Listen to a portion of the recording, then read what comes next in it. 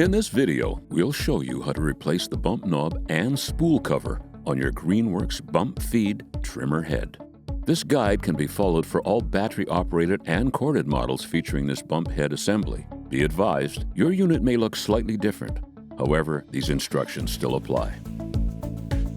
Warning: this video is not a substitute for reading the operator manual. For more detailed instructions and safety warnings, consult the operator manual provided.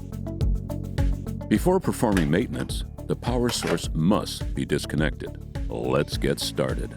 Rest the unit on a flat surface with the trimmer head facing up. Push the tabs on the sides of the spool cover at the same time to lift it. Please note, this may require a significant amount of pressure.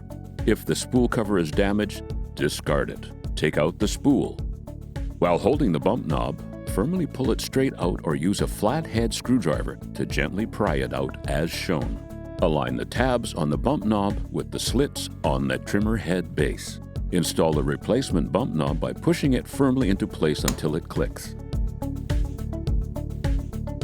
Place the spool into the spool cover. Pull the line out of the guide slots. Insert the ends of the line through the eyelets in the spool cover. Reinstall the spool and cover into the trimmer head base. Push it until the cover clicks into place. For additional videos on how to maintain and operate your string trimmer, proceed to our YouTube page. Properly maintained, your GREENWORKS string trimmer will provide you with years of great service. If you have any difficulties or need replacement parts, contact us at greenworkstools.com.